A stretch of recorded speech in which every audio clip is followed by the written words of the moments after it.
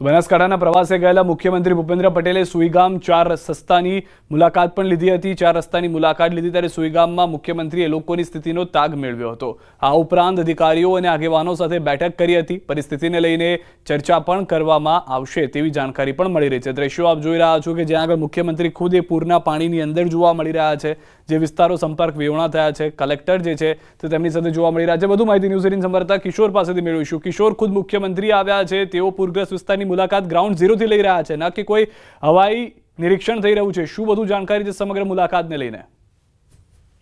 ચોક્કસથી જે મુખ્યમંત્રી છે તે પહેલા સુઈગામ 4 રસ્તા પહોંચ્યા હતા અને સુઈગામ 4 રસ્તા જે પાણી ભરાયેલા હતા તે પાણી ભરાયેલાનું સ્થળનું જાતે જ પોતે ઉતરીને નિરીક્ષણ પણ કર્યું હતું અને તે બાદ તેઓ છે તે CHC ખાતે ગયા હતા અને ત્યાં આગળ 125 જેટલા રેસ્ક્યુ કરીને જે બહેનોને લાવવામાં આવી હતી તે બહેનોને મળ્યા હતા અને તેમના ખબર અંતર પણ પૂછ્યા હતા અને બહેનોએ જે રજૂઆત કરી હતી તે CMએ સાંભળી હતી અને તેમને સાંત્વના પણ આપી હતી। તે બાદ તેઓ 66 kV જલોયા વીજ સબસ્ટેશન ખાતે ગયા હતા અને જ્યાં પૂર અસરગ્રસ્તો સાથે મુલાકાત કરી હતી અને તેમની સાથે વાર્તાલાપ પણ કરવામાં આવ્યો હતો અને તમામ વ્યવસ્થા તંત્ર દ્વારા કરવામાં આવી રહી છે અને વધુ પણ કરવામાં આવશે તેવી ખાતરી પણ આપી હતી।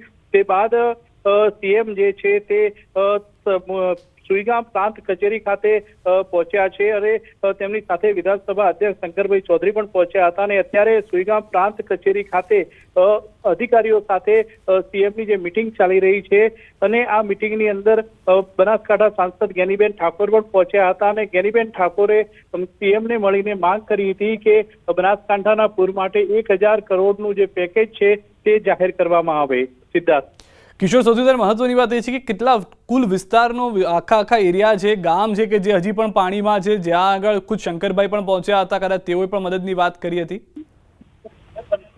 ચોક્કસથી સુઈગામમાં પહોંચવા માટે પણ ગાડી આવી નથી શકતી। સુઈગામ પહોંચવું હોય તો તમારે ગાડી મૂકવી પડે છે અને ટ્રેક્ટરમાં બેસીને સુઈગામ પહોંચી શકાય છે, કારણ કે થરાદથી જ્યારે વાવ આવો છો અને વાવથી સુઈગામ જઈએ છીએ ત્યારે વચ્ચે પાણી ભરાયેલા હોવાથી સુઈગામ પહોંચવામાં મુશ્કેલી પડી રહી છે। મહત્વની વાત તો એ છે કે વિધાનસભાનું સત્ર ચાલુ હતું છતાં પણ શંકરભાઈ એ સત્ર છોડીને રાત્રિ દરમિયાન થરાદના અલગ અલગ વિસ્તારોમાં ફર્યા હતા અને તે બાદ આજે ફરી એકવાર શંકરભાઈ ચૌધરી ગાંધીનગરથી સીધા જ સુઈગામ જે પ્રાંત કચેરી ખાતે પહોંચ્યા છે અને અત્યારે જે પ્રાંત કચેરી ખાતે મીટિંગ પણ ચાલી રહી છે તેમાં CM પણ હાજર છે, તમામ બનાસકાંઠાના ઉચ્ચ અધિકારીઓ પણ હાજર છે અને તમામને દિશા નિર્દેશ આપવામાં આવી રહ્યા છે। મહત્વની એ વાત તો એ છે કે ગઈકાલથી જ થરાદ અને વાવ વિસ્તારની અંદર જે પૂર અસરગ્રસ્ત વિસ્તારો હતા ત્યાં આગળ સર્વે પણ ચાલુ કરી દેવામાં આવ્યો છે અને અલગ અલગ અધિકારીઓ દ્વારા સર્વે પણ કરવામાં આવી રહ્યો છે અને જ્યારે લોકો મુખ્યમંત્રીને મળી રહ્યા હતા, મુખ્યમંત્રી સાથે બેઠક લોકો જ્યારે કરી રહ્યા હતા ત્યારે લોકો માંગ કરી રહ્યા હતા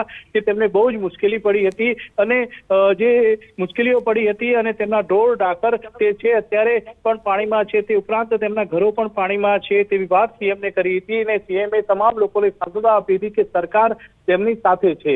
સિદ્ધાર્થ, આભાર કિશોર સમગ્ર માહિતી બદલ। તો મુખ્યમંત્રી પણ મળ્યા, જે દ્રશ્યોમાં પણ આપ જોઈ રહ્યા છો, જે રીતે કિશોરે પણ હાલમાં કહ્યું, પરિસ્થિતિ એ છે કે કેશ ડોલ્સથી લઈને તમામ આર્થિક સહાય આપવામાં આવશે, ઘર વખરીને લઈને જરૂરિયાતની જે વસ્તુઓ છે તેની કિટ્સ પણ આપવામાં આવી રહી છે। ખુદ મુખ્યમંત્રી નિરીક્ષણ કરી રહ્યા છે સમગ્ર પરિસ્થિતિનું।